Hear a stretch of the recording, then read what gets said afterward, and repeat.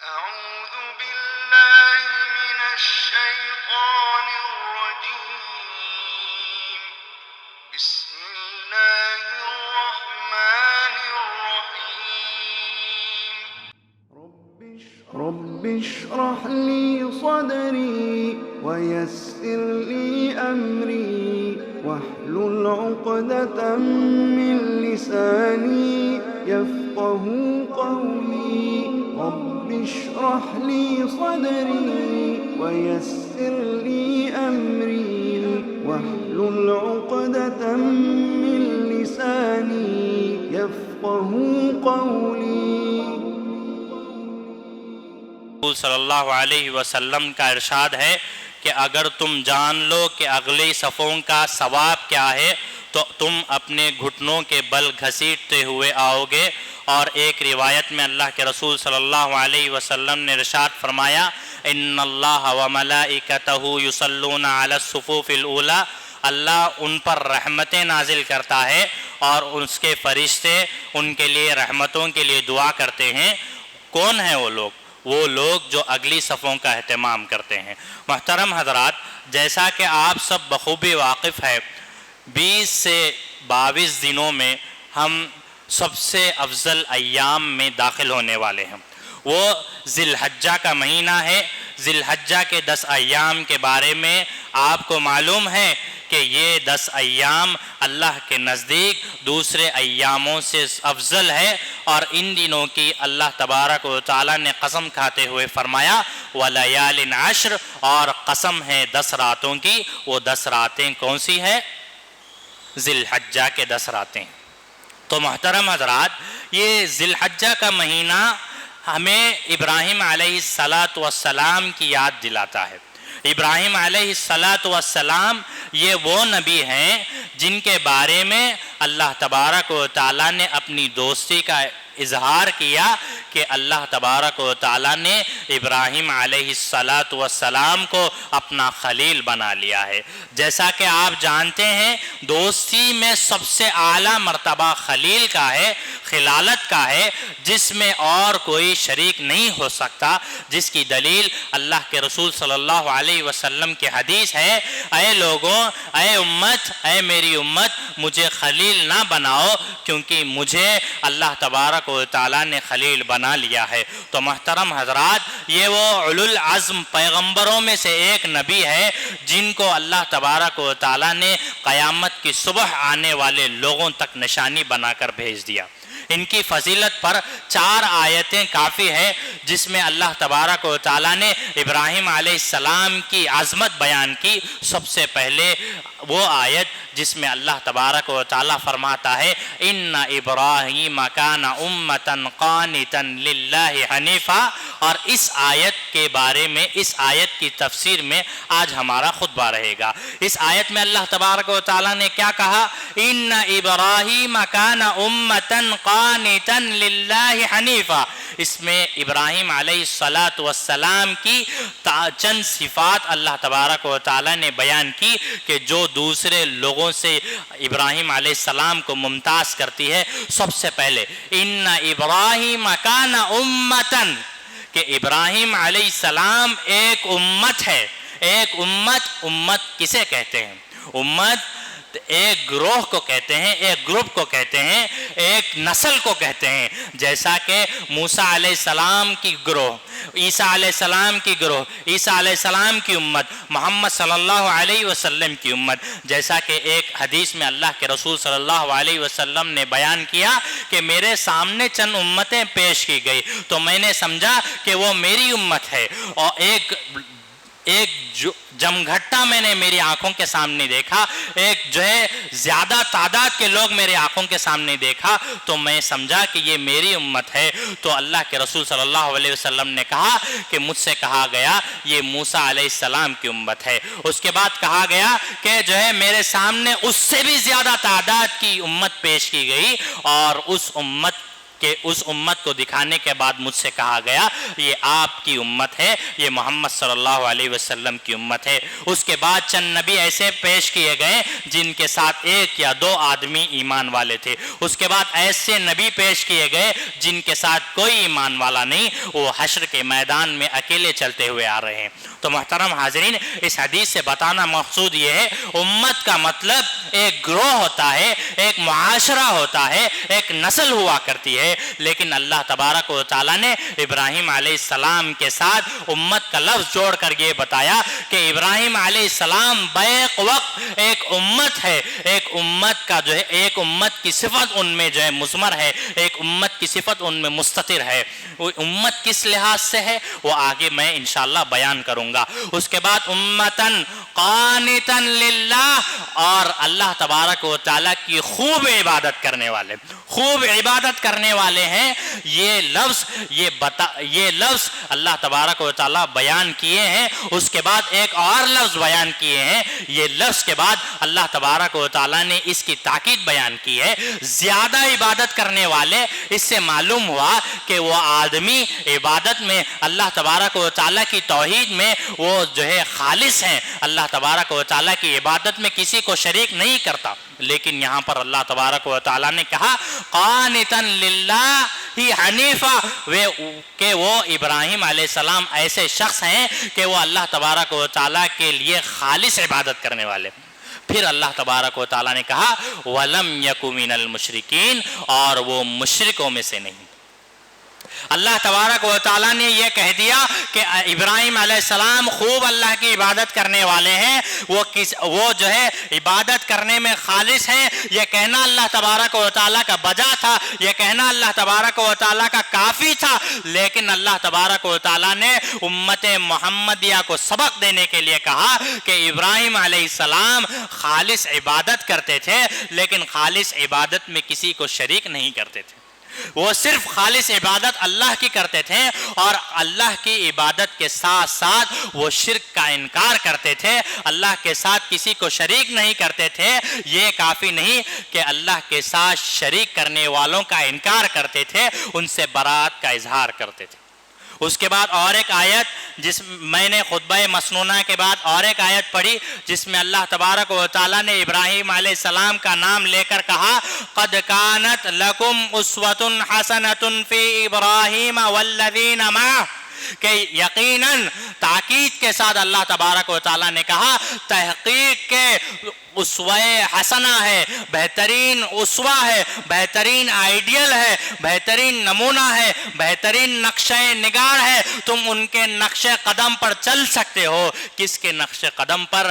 فی ابراہیم، ابراہیم علیہ السلام کی زندگی کے نقش قدم پر تم چل سکتے ہو۔ اس کے بعد والذین معہ، اور جو لوگ ان کے ساتھ ہیں، وہ لوگ جو ان کے ساتھ ایمان لائے ہیں۔ یہ کہہ دیا اللہ تبارک و تعالیٰ نے قرآن مجید میں، احادیث مبارکہ میں کسی نبی کو اگر اسوہ حسنہ کا جو ہے پابند بنایا کہ اس نبی کو تم اسوہ حسنہ بنا لو، اس نبی کو تم اپنے لیے نقشہ نگار بنا لو، تم اس نبی کو تمہاری زندگی کا نمونہ بنا لو، وہ 2 نبی ہیں، اور ان میں سے ایک ابراہیم علیہ السلام ہے اور ایک نبی ہمارے نبی محمد صلی اللہ علیہ وسلم ہے۔ تیسری فضیلت، تیسری آیت اللہ کے نبی ابراہیم کی عظمت بتاتی ہے، وہ وَإِذِ ابْتَلَىٰ إِبْرَاهِيمَ رَبُّهُ بِكَلِمَاتٍ فَأَتَمَّهُنَّ، کہ ابراہیم علیہ السلام کو اللہ تبارک و تعالیٰ نے چند آزمائشوں سے دوچار کیا، چند آزمائشیں آپ کی زندگی میں جو ہے اللہ تبارک و تعالیٰ نے ڈالا، ان آزمائشوں میں کھڑے اترے، بِكَلِمَاتٍ فَأَتَمَّهُنَّ، ان آزمائشوں کو ابراہیم علیہ السلام نے پورا کیا، ان آزمائش کا حق ادا کیا، ان آزمائش میں انہوں نے اللہ کا شکر ادا کیا اور اللہ کی ناشکری سے بچے، اور اللہ تبارک و تعالیٰ کے برگزیدہ بندوں میں اپنا شمار کر لیا۔ فَأَتَمَّهُنَّ، اور ایک آیت اتخذوا من مقام ابراہیم مصلی، کہ تم ابراہیم علیہ السلام کے جو ہے مصلی کو، ابراہیم علیہ السلام کی نماز پڑھنے کی جگہ کو تم جو ہے نماز پڑھنے کی جگہ بنا لو۔ آج بھی ہم حج یا عمرے کو جاتے ہیں تو مقام ابراہیم میں ٹھہر کر 2 رکعت نماز پڑھتے ہیں۔ اس کے بعد اور ایک آیت جو میں نے پہلی آیت پڑھی، ان ابراہیم کان امتن قانتا للہ حنیفا، اس میں آگے اللہ تبارک و تعالی محمد صلی اللہ علیہ وسلم سے مخاطب ہو کے فرماتا ہے ثم اوحینا الیک ان اتبع ملت ابراہیم حنیفا، کہ پھر ہم نے محمد صلی اللہ علیہ وسلم کی طرف وحی کی، ان سے مخاطب ہو کر فرمایا اے محمد صلی اللہ علیہ وسلم ان اتبع ملت ابراہیم حنیفا، اے محمد صلی اللہ علیہ وسلم اتباع کیجئے ابراہیم علیہ السلام کی ملت کو۔ سبحان اللہ، محمد صلی اللہ علیہ وسلم کو کہا جا رہا ہے، محمد صلی اللہ علیہ وسلم جو بیک وقت نبی ہے، رسول ہے، جن کی نبوت قیامت کی صبح تک چلنے والی ہے، جن کی امت زیادہ تعداد میں ہوگی، اس نبی سے مخاطب ہو کر کہا جا رہا ہے اے محمد صلی اللہ علیہ وسلم ابراہیم علیہ السلام کی ملت کی اتباع کیجیے۔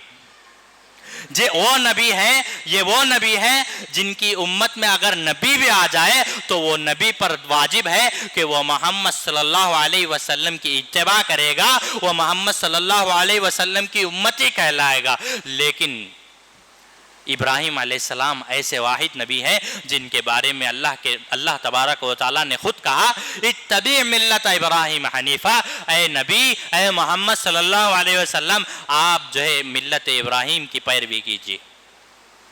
یہی وجہ ہے کہ ہم صبح شام کے اذکار میں ابراہیم علیہ السلام کو یاد کرتے ہیں۔ صبح ہوتی ہے تو صبح ہم اللہ تبارک و تعالیٰ سے گواہی دیتے ہیں اے اللہ ہم صبح کرتے ہیں تو ملت ابراہیمی پر کرتے ہیں، شام کرتے ہیں تو ملت ابراہیمی پر شام کرتے ہیں۔ اصبحنا علی فطرت الاسلام وعلی کلمت الاخلاص وعلی دین نبینا محمد صلی اللہ علیہ وسلم وعلی ملت ابینا ابراہیم حنیفا وما کان من المشرکین۔ ابراہیم علیہ السلام کو جب بھی یاد کیا جائے گا حنیف کے لفظ سے یاد کیا جائے گا، اور ان کے طرف سے ہم سب امتی گواہی دیتے ہیں وما کان من المشرکین، اور وہ مشرکوں میں سے نہیں تھا۔ ابراہیم علیہ السلام کی زندگی ہمارے لیے اسوہ و نمونہ ہے۔ کس اعتبار سے نمونہ ہے؟ کس اعتبار سے ہم ان کی زندگی میں اپنے لیے روشنی پکڑیں گے؟ کس اعتبار سے ان کی زندگی سے ہم نمونہ پکڑیں گے؟ کس اعتبار سے ہم ان کی پیروی کریں گے؟ آئیے ہم چند پہلو ابراہیم علیہ السلام کی زندگی سے لیتے ہیں۔ سب سے بڑا پہلو توحید کا ہے، سب سے بڑا پہلو توحید کا ہے۔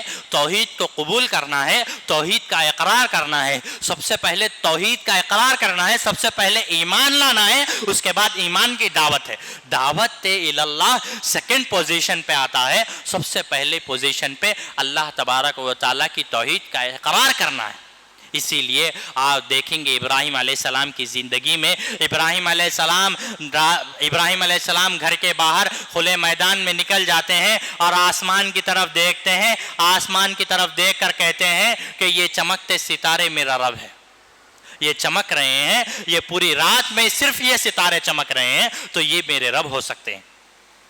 پھر ستاروں پر چاند جو ہے روشن ہوتا ہے، جب ستاروں کی روشنی پر چاند کی روشنی غالب آ جاتی ہے تو ابراہیم علیہ السلام کہتے ہیں کہ چاند یہ ستاروں کی روشنی پر غالب آ گیا، یہ میرا رب ہے۔ اس کے بعد چاند کی روشنی غائب ہو جاتی ہے اور رات کا اندھیرا چھا جاتا ہے تو کہا کہ یہ رات کا اندھیرا ہے، یہ رات میرا رب ہو سکتا ہے۔ پھر رات چلے گئی، صبح ہوئی تو سورج کو دیکھا تو سورج کو دیکھ کر کہا ہذا ربی ہذا اکبر، ہذا ربی یہ میرا رب ہے، یہ سب سے بڑا ہے۔ اور جب سورج بھی چلا گیا تو کیا کہا ابراہیم علیہ السلام نے؟ یہ سب چیزیں جو ہے ان سب پر جو ہے کچھ نہ کچھ چیزیں غالب آ رہی ہیں تو یہ میرا رب نہیں ہو سکتا، ان سب چیزوں پر غالب آنے والی ذات میرا رب ہو سکتی ہے، ان سب چیزوں کو چلانے والی ذات میرا رب ہو سکتی ہے اور وہ میرا رب ہے۔ سب سے پہلے توحید کا اقرار کیا ابراہیم علیہ السلام، اس کے بعد توحید کی دعوت دی۔ توحید کی دعوت کس کو دی؟ سب سے پہلے اپنی قوم کو دی۔ کس طرح دی؟ سب سے پہلے اپنی قوم کو جو ہے اللہ تبارک و تعالیٰ کی نشانی دکھائی۔ سب سے پہلے اپنی قوم کو جو ہے اللہ تبارک کو عقلی دلائل سے سمجھایا۔ آج ہمارا معاشرہ قرآن و سنت کو چھوڑ کر عقلی دلائل پر جو ہے فٹ آتا ہے، یہ نہیں ہوا تو یہ کیسا ہو سکتا، وہ قرآن و حدیث سے زیادہ عقل کو ترجیح دیتے ہیں۔ اسی لیے نبی ابراہیم علیہ السلام سب سے پہلے عقلی طور پر لوگوں کو جو ہے سمجھایا۔ کیا کیا ابراہیم علیہ السلام نے؟ سب قوم والے اپنی عید کے میلے پر چلے گئے۔ ابراہیم علیہ السلام کو کہا کیا تم اپنی عید کے میلے پر، اپنے بتوں کے میلے پر، اپنے جو ہے رب کے میلے پر، اپنے بتوں کے میلے پر، اپنے جو ہے مالک کے میلوں پر نہیں آؤ گے؟ تو کہا انی سقیم، کہ میں بیمار سا دکھ رہا ہوں، مجھے اندر سے جو ہے بیماری نظر آ رہی ہے۔ پھر گئے اور بت خانے میں گئے اور کلہاڑی لی اور سارے بتوں کو توڑ دیا۔ یہ توحید کا جوش ہے، یہ توحید کا جذبہ ہے کہ سارے بتوں کو توڑ دیا۔ اس بات سے نہیں ڈرے کہ ان بتوں کو ٹوٹے ہوئے دیکھ کر ان کی قوم والے میرا حال کیا کریں گے۔ ابراہیم علیہ السلام سارے بتوں کو توڑ دیا اور بڑے بت کو چھوڑ دیا۔ سامنے جیسا مڈل میں ایک بڑا بت کھڑا ہوا تھا اور اس کے ہاتھ میں جو ہے کلاڑی رکھ دی۔ جب قوم والے میلے سے واپس آئے، میلے سے واپس آ کر اپنے جو ہے بتوں کے سامنے جو ہے میوے اور جو ہے کھانے کی چیزیں رکھتے ہیں، ان کو شکریہ ادا کرتے ہیں، تو قوم والے آئے اور دیکھا کہ پورے بت ٹوٹے ہوئے ہیں سوائے بڑے بت کے۔ تو کہا کہ یہ کون کیا ہمارے بتوں کے ساتھ یہ معاملہ؟ سب جنے پریشان ہو گئے کہ ہم جن کی عزت کے لیے جو ہے جیتے ہیں، جن کی عزت کے لیے جو ہے اپنی جان کو قربان کرتے ہیں، ہمارے بتوں کے ساتھ یہ حال کون کیا، یہ ماجرا کس نے کیا ہے؟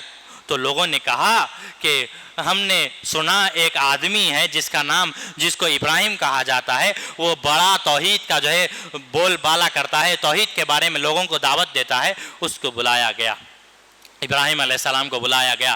ابراہیم علیہ السلام سے پوچھا کیا اے ابراہیم تم نے یہ حال کیا ہمارے بتوں کے ساتھ؟ تو ابراہیم علیہ السلام نے کہا مجھے نہیں معلوم، اس بڑے بت کے ہاتھ میں کلاڑی دکھ رہی ہے، اس بڑے بت سے پوچھو۔ تو قوم والوں نے جھٹ سے کہا اے ابراہیم تمہیں عقل نہیں ہے کیا؟ وہ بت بات کر سکتا کیا؟ اس میں بات کرنے کی طاقت ہے کیا؟ تمہیں معلوم ہے، تمہیں عقل ہے، تم سمجھدار ہو، کیا وہ بت بات کر سکتا؟ تو کہا ابراہیم علیہ السلام نے جو بت بات نہیں کر سکتا اس بت کی تم عبادت کر رہے ہو۔ ذرا عقل کے ناخن لو، ذرا ہوش کے ناخن لو۔ جن بتوں کو تم ہاتھوں سے تراشتے ہو، جن بتوں کے اندر بات کرنے کی طاقت نہیں ہے، جن بتوں کو اپنی حفاظت خود کرنے کی طاقت نہیں ہے، ان بتوں کی تم عبادت کر رہے ہو اللہ کو چھوڑ کر۔ تو ابراہیم علیہ السلام کے لیے ایک آگ تیار کی گئی، اس میں ابراہیم علیہ السلام کو پھینک دیا گیا۔ ابراہیم علیہ السلام نے اللہ تبارک و تعالیٰ کو پکارا، اللہ تبارک و تعالیٰ کی وحدانیت کا اقرار کیا، اللہ تبارک و تعالیٰ کو اخلاص کی نیت سے پکارا، تو ابراہیم علیہ السلام کو اللہ تبارک و تعالیٰ نے بچا لیا، اس آگ کو ٹھنڈی اور سلامتی والی بنا کر۔ ابراہیم علیہ السلام آگ گرم جوش آگ میں ڈال دیا گیا، اس آگ کی گرماہٹ تو دور کی بات، یہ اس آگ کو ٹھنڈی کر دیا گیا، ٹھنڈا کر دیا گیا۔ دوسرا سبق ہمیں ابراہیم علیہ السلام کی زندگی سے ہمیں کیا ملتا ہے؟ دوسرا سبق ابراہیم علیہ السلام کی دعوت ہے۔ ابراہیم علیہ السلام نے سب سے پہلے اپنی قوم کو دعوت دی۔ ابراہیم علیہ السلام نے اپنی قوم کو بلایا، اپنی قوم کو جو ہے گھر جا کر فردن اجتماعی شکل میں جو ہے جا کر دعوت دی۔ اے قوم والو، تم اپنے بتوں کو اپنے ہاتھوں سے تراشتے ہو، اپنے بتوں کو اپنے ہاتھوں سے بناتے ہو اور انہی بتوں کی جو ہے عبادت کرتے ہو، کیا تمہارے اندر عقل نہیں ہے؟ تم شیطان کی عبادت کر رہے ہو۔ تو ان جو ہے قوم والوں نے ابراہیم علیہ السلام کو دھتکار دیا، ان کو کہا، ان کو جواب دیا۔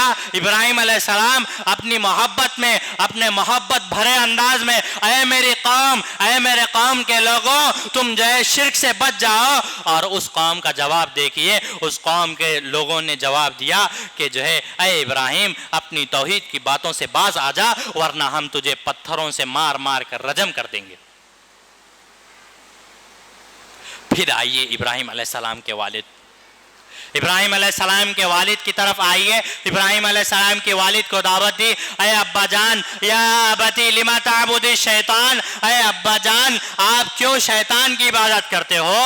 اے ابا جان آپ اپنے ہاتھوں سے بتوں کو تراشتے ہو. کیونکہ ابراہیم علیہ السلام کے والد بتوں کو بنانے والے تھے. وہ تجارت خود اپنے ہاتھوں سے بتوں کو بناتے تھے اور بتوں کی جو ہے بیع و شراء کرتے تھے، بتوں کو فروخت کرتے تھے، بیچتے تھے. اور ابا جان کو دعوت دی. اے ابا جان، اے ابا جان. کتنا محبت بھرا انداز. اور اس محبت بھرے انداز کو دیکھ کر ان کا جو ہے جواب دیکھیے. ابراہیم علیہ السلام کے والد آزر نے کہا اے ابراہیم اگر تو اس توحید کی جو ہے باتوں سے باز نہیں آیا، یہ توحید وحید کی باتیں نہ چھوڑا تو تجھے میں پتھروں سے رجم کر کے پتھروں سے جو ہے رجم کر دوں گا، پتھروں سے مار مار کر تجھے لہو لہان کر دوں گا. اس نبی کی کیفیت دیکھیے. قوم والوں کے پاس گئے، قوم والوں کو جو ہے محبت بھرے انداز سے دعوت دی. محبت بھرے انداز کا جواب یہ آیا کہ پتھروں سے رجم کر دیں گے ہم. جا یہاں سے، ہماری نظروں کے سامنے سے ہٹ جا، ہم تجھے دھتکار دیں گے. باپ کے سامنے آئے، باپ کو محبت بھرے انداز میں کہا اے ابا جان، اے ابا جان. اور اس باپ کا نتیجہ دیکھیے، اس باپ کا جو ہے رویہ دیکھیے. اس باپ نے بھی دھتکار دیا. ابراہیم علیہ السلام پھر جو ہے اپنی بیوی اور اپنے بھائی چچا زاد بھائی لوط علیہ السلام کو لے کر ہجرت کے لیے نکل گئے. اے ابا جان مجھے یہاں پر عبادت کرنے نہیں دیا جا رہا، لہٰذا میں یہاں سے ہجرت کر کے نکل جاؤں گا. دعوت میں اپنے قوم سے دھتکارے گئے، دعوت میں اپنے باپ سے دھتکارے گئے، اور دعوت میں اپنے شہر سے جو ہے ان کو جو ہے نکلنا پڑا. اس کے بعد آئیے نمرود کا واقعہ. جب نمرود کے پاس گئے تو نمرود ایسا بادشاہ تھا جو آدمی کی بیوی کو پاتا، اگر آدمی اور اس کے ساتھ کوئی عورت پاتا اور اس کو معلوم ہوتا کہ وہ اس کی بیوی ہے تو جو ہے اس کو جو ہے کیا کرتا، اس کے ساتھ بدکاری کا جو ہے ارادہ کرتا. تو نمرود کے پاس گئے ابراہیم علیہ السلام سارا کے ساتھ، آپ کی بیوی سارا علیہ السلام کے ساتھ، اسحاق علیہ السلام کی والدہ. تو گئے اور جو ہے معمول کے مطابق اس نے جو ہے بدکاری کا ارادہ کیا. اور ابراہیم علیہ السلام نے جو ہے ابراہیم علیہ السلام ایک کونے پہ جانماز بچھا کر جو ہے نماز پڑھنے لگے اور اللہ تبارک و تعالیٰ سے اپنی بیوی کی حفاظت کے لیے دعائیں مانگنے لگے. اور سارا کے طرف جو ہے بدکاری کے ارادے سے وہ آگے بڑھنے لگا تو اس کا ہاتھ شل ہو گیا. پھر اس نے کہا کہ اے سارا تم اپنے رب سے دعا کرو کہ میرا ہاتھ ٹھیک ہو جائے، میں تمہاری طرف نہیں بڑھوں گا. پھر جو ہے ہاتھ ٹھیک ہو گیا تو پھر ارادہ کیا، پھر تیسری مرتبہ ارادہ کیا تو اس کے دونوں ہاتھ شل ہو گئے. تو اس نے پھر ارادہ کیا، اس نے پھر جو ہے التجا کی اے سارا اب میں آگے نہیں بڑھوں گا. تو ابراہیم علیہ السلام کو جو ہے ابراہیم علیہ السلام کی بیوی کو اس نے چھوڑ دیا اور جو ہے بدلے میں اس نے جو ہے ہاجر علیہ السلام کو جو ہے تحفے میں ابراہیم علیہ السلام کے سامنے پیش کیا اور ابراہیم علیہ السلام نے ہاجر سے شادی کر لی. پھر آگے بڑھے اور اپنی بیوی بچوں کو جو ہے ایک طرف ہاجر اور اب ایک طرف جو ہے اپنے بچے اسماعیل. ایک تو ابراہیم علیہ السلام کو جو ہے ایک طویل عمر تک اولاد نہ ہوئی. ابراہیم علیہ السلام نے اپنے رب سے التجا کی کہ اے اللہ مجھے اولاد نہیں ہے، اولاد عطا کر دے. جب اولاد ہوئی بڑھاپے کی عمر میں تو اللہ نے حکم دیا کہ اپنی اولاد کو جو ہے کسی صحرا و بیابان میں مکہ مکرمہ جو آج مکہ سٹی ہے وہاں پر چھوڑ کر آ جاؤ. وہ کسی وقت جو ہے صحرا بیابان ڈیزرٹ علاقہ ہوا کرتا تھا جہاں پر جو ہے دور دور تک پانی دکھائی نہیں دیتا.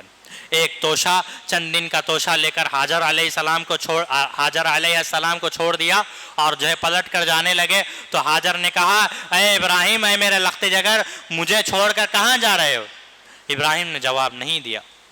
تو پھر کہا ابراہیم مجھے چھوڑ کر کہاں جا رہے ہو؟ پھر جواب نہیں آیا. تیسری مرتبہ کہا کیا یہ اللہ کا حکم ہے؟ تو کہا ہاں اللہ کا حکم. پھر جو ہے زبان پر شکایت کا لفظ نہیں لایا. پھر حاجر علیہ السلام کا واقعہ آپ کے سامنے آیا ہے. حاجر علیہ السلام نے اپنے بچے کے جو ہے بلبلاتے بھوک کی وجہ سے تڑپتے دیکھ کر یہاں سے جو ہے صفا پہاڑی پر چڑھ کے بھاگتے ہوئے جاتے اور تلاش کرتے, پھر مروہ کی پہاڑی پر جاتے اور تلاش کرتے, تو پانی جو ہے اسماعیل علیہ السلام جو ہے بھوک کی وجہ سے روتے اور اپنے پیر کو رگڑتے اور اس کے شکل میں اللہ تبارک و تعالی مائے زمزم کی شکل میں جو ہے اللہ تبارک و تعالی پانی نکالتے. آج بھی ہم اس سے جو ہے فائدہ اٹھا رہے ہیں. تیسرا سبق ابراہیم علیہ السلام کی زندگی میں اللہ تبارک و تعالیٰ کی عبادت اور اللہ تبارک و تعالیٰ کا ڈر ہے. اللہ تبارک و تعالیٰ کا ڈر اس واقعے سے ہم پہچان سکتے ہیں ابراہیم علیہ السلام اور ان کی اولاد اللہ تبارک و تعالیٰ سے کس طرح ڈرتی. ابراہیم علیہ السلام کو اللہ تبارک و تعالیٰ کا حکم ہوا کہ وہ کعبے کی تعمیر کریں. کعبے کی تعمیر کر رہے ہیں اپنے بیٹے کے ساتھ, اپنے نوجوان بیٹے کے ساتھ تعمیر کر رہے ہیں, اور جو ہے تعمیر کرتے ہوئے جو ہے پورے گھر کی تعمیر کے بعد اللہ تبارک و تعالیٰ کے بارگاہ میں یہ دعا کر رہے ہیں, ربنا تقبل منا انک انت السمیع العلیم. اے ہمارے رب ہم سے اس عبادت کو قبول کر لے, ہم سے اس گھر بنانے کو قبول کر لے. مفسرین اکرام فرماتے ہیں, تفسیر ابن کثیر میں کہا گیا ہے کہ مفسرین اکرام ابراہیم علیہ السلام کے بارے میں فرماتے ہیں, عباد الرحمن تبنی بیت الرحمن وتخاف اللہ يقبل عمل. اے اللہ کے بندوں, اے اللہ کے نبیوں, تم اللہ کے حکم سے اللہ کا گھر بناتے ہو اور اس بات سے ڈرتے ہو کہ اللہ تبارک و تعالیٰ تمہارا یہ عمل قبول نہیں کرے گا. سبحان اللہ. آج 4 رکعت کیا پڑھ لیے, ہمارے اندر یہ کیفیت جاگ اٹھتی ہے کہ ہم سب سے زیادہ عبادت کرنے والے ہیں اور ہم سامنے والے پر جو ہے فتویٰ ٹھوک دیتے. کیا جی نماز ہی نہیں پڑھتے, نماز نہیں پڑھنے والا کافر ہے نا, کافروں کا عمل کر رہے نا. سینہ ٹھوک کے ہم کافروں کا حکم دے دیتے, کافروں کا فتویٰ دے دیتے, کفر کا فتویٰ دیتے. ہم یہ بھی نہیں سمجھتے کہ یہ 4 رکعت والی نماز ہمارے حق میں قبول ہوئی کہ نہیں ہوئی. سلف کا بھی یہی رد عمل تھا کہ وہ عبادت کرتے 6 مہینے تک جو ہے قبولیت کے لیے دعا کرتے. وہ رمضان آنے سے پہلے 6 مہینے پہلے اللہم بلغنا لی رمضان, اے اللہ صحت و سلامتی کے ساتھ رمضان تک پہنچا دے. پھر رمضان مل جاتا, رمضان میں خوب عبادت کرتے, رمضان میں اللہ تبارک و تعالیٰ کو راضی کرنے کی خوب کوششیں کرتے, اور جب رمضان ختم ہو جاتا تو رمضان کے 6 مہینے بعد تک اللہ سے دعا کرتے, اللہم تقبل منا رمضان, اے اللہ ہم سے رمضان کی عبادتیں قبول کر لے. اور آج ہمارا معاشرہ چند جو ہے عبادتیں, ٹوٹی پھوٹی عبادتیں, ہمیں جو ہے معلوم بھی نہیں ہے کہ وہ عبادتیں قبول ہوگی کہ نہیں ہوگی, جو ہے ان عبادتوں میں جو ہے اپنے اندر فخریہ محسوس کرتے. ہم ان عبادتوں کو, ٹوٹی پھوٹی عبادتوں کو لے کر جو ہے فخر کرتے, تکبر کرتے. نعوذ باللہ. چوتھا سبق ابراہیم علیہ السلام کی زندگی میں اللہ تبارک و تعالیٰ کی فرما برداری ہے. اللہ تبارک و تعالیٰ اشاروں میں ابراہیم علیہ السلام کو حکم دے دے, جو ہے وحی کے ذریعے اللہ تبارک و تعالیٰ ابراہیم علیہ السلام کو حکم دے دے, جس بھی طرح دے دے حکم, اللہ تبارک و تعالیٰ کی فرما برداری میں لگے ہوئے رہتے. اس کی ایک مثال کہہ کر میں جو ہے اپنی بات کو ختم کرنے کی کوشش کروں گا. ابراہیم علیہ السلام اپنے خواب میں دیکھتے ہیں کہ اپنے بیٹے اسماعیل علیہ السلام کو ذبح کر رہے ہیں. ابراہیم علیہ السلام کو ذبح کر رہے ہیں اور اسماعیل علیہ السلام کے سامنے بیان کرتے ہیں, اے میرے بیٹے, میں تمہیں ذبح کرتے ہوئے اپنے خواب میں دیکھتا ہوں. تو اسماعیل علیہ السلام کا جواب, یا ابتی افعل ما تؤمر, اے ابا جان آپ کر گزریے, آپ کو جو حکم دیا گیا ہے آپ کر گزریے. اور آخری پیغام خواتین کے لیے, خاص یہ خواتین کے لیے پیغام ہے. خواتین سے گزارش کرتا ہوں کہ وہ اس بات کی طرف توجہ ہوئے کہ ابراہیم علیہ السلام بہت دنوں کے بعد اپنے بیٹے اسماعیل علیہ السلام کی جو ہے